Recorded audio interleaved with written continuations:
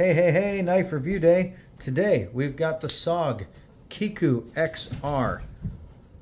Big, beefy, thick bladed knife. This is in CTS XHP, Cryo CTS XHP. Don't know what the difference is between the Cryo and the standard.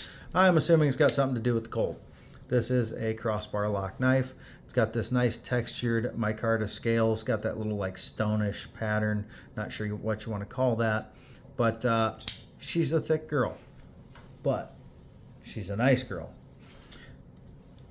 Overall size on this knife, we're looking at just over 7 inches. Just under 7.5 actually. About 7.25. Blade length, just over 3 inches. Blade height, I mean, that sucker's tall. We're looking at 1.5 inches. She's a tall girl too. Carry profile, it's pretty thick. Over 1/2 inch thick. You take the pocket clip into account, you're over 3/4 inch thick. Still carries pretty nice though. As it's sitting in your pocket, that flipper tab does sometimes get caught by your hands when you're going by it. Doesn't really cause any problems, but it is kind of an annoyance sometimes if you're reaching past it. This also doesn't fit into most like belt carry slips like I like to carry.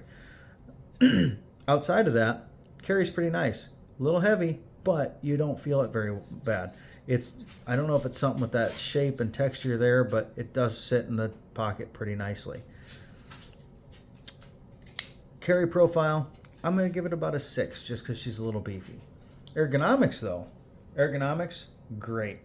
Little to no hot spots, maybe a little bit on the palm right there because that clip is a little bit tall, but that's part of having a clip that slides on in and out of the pocket really nice. It does have to have a little bit of clearance there. 7 out of 10. A little sharp some places down here where the fingers hit, but not bad. Huge jimpies. Also has a little bit of jimping right back here and some little guys hiding right in there. Lots of grip. Don't have much of a choke up unless you want to put your finger on that that flipper tab, but you don't really need to. You got 4 fingers, and as you can see, they contoured it really nice for all 4 fingers. That blade shape is great, by the way. But yeah, you got a really good grip, almost like they made it for your thumb to fit there. You choke up, you can put it here, you can put it here, anywhere you need to. Very good. Can't remember if I said that already. We're going to call it a 7 out of 10 for ergonomics. Action, great. It's really meant to be used with the flipper. Now, SOG does have a nice crossbar, but sometimes it is a little soft on the detent. You can sometimes thumb or finger flick it. Not always. She does catch a little bit there. But that big flipper tab, I don't know if it's the size of it or what, but it really fires it.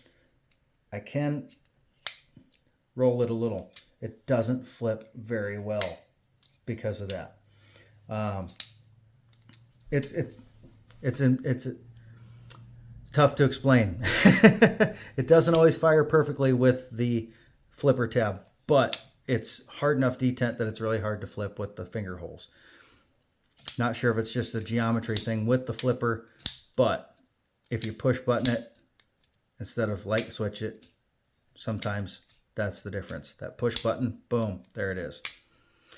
As far as detent goes, like I said, it snaps in there, no problem. Almost, yeah, this is one that you can shake and it's not going to come out easy. You'll barely ever get it out of there. Overall, the SOG Kiku XR, 8 out of 10. Even though it's a little thick, it's a little heavy, the ergos aren't perfect, there's something about this knife that I like. Maybe it's the fact that she's a thick girl. I don't know. But I like the way it fits in my hand. I like that it just feels like it's ready to do a lot of work. So, overall, 8 out of 10. Don't have any issues with it really. Does have a lanyard hold for those lanyard enthusiasts, but it does have sharp edges. You're going to want to lay those down before you put a lanyard in there because it'll probably end up cutting through your lanyard a little. Minor issue, but something I definitely noticed in the process of carrying. Check it out. I believe they're a little over $110. Have a good day.